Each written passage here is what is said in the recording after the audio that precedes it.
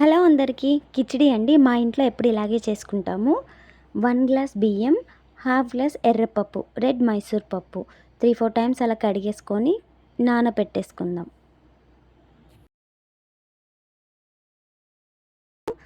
8 మిరపకాయలు తీసుకున్నాను. ఒక ఆనియన్, గుప్పెడు కొత్తిమీరాకు, గుప్పెడు పుదీనా రెడీ చేసి పెట్టేసుకుందాము. సో జీలకర్ర, మసాలా కోసం జీలకర్ర, యాలకులు, లవంగాలు, చెక్క, బగారాకు ఇవన్నీ రెడీ చేసి పెట్టేసుకుందాము.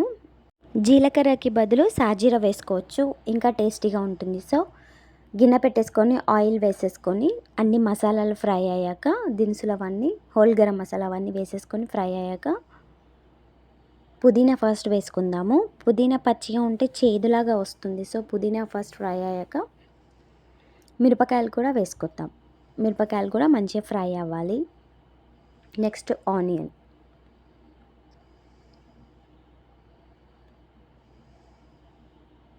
ఆనియన్స్ మంచిగా వేగినాక అల్లం వేసుకుందాం.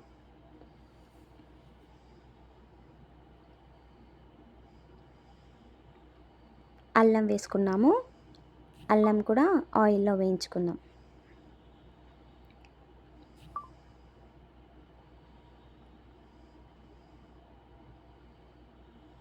కొంచెం పసుపు వేస్తున్నాము.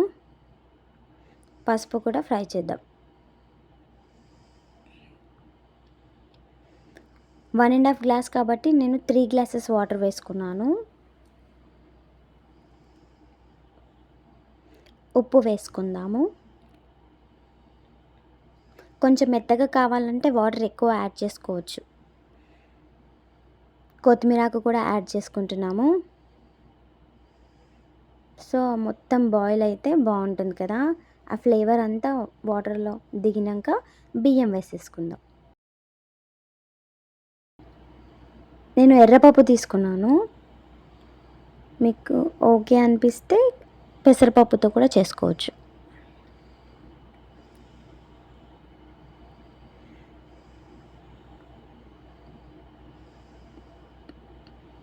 సో కొంచెం వాటరీగా ఉన్నప్పుడు కలిపేసుకొని దమ్ చేసేసుకుందాం. ఆవకాయ స్పెషల్ కదా అండి, ఇది సమ్మర్ స్పెషల్ కదా. ఎక్కువ కిచిడి మేము మామిడికాయ పచ్చడితోనే తింటాము.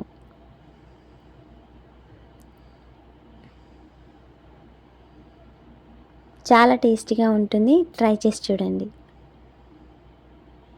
నెయ్యి, మామిడికాయ పచ్చడి, khichdi super combination. Thank you.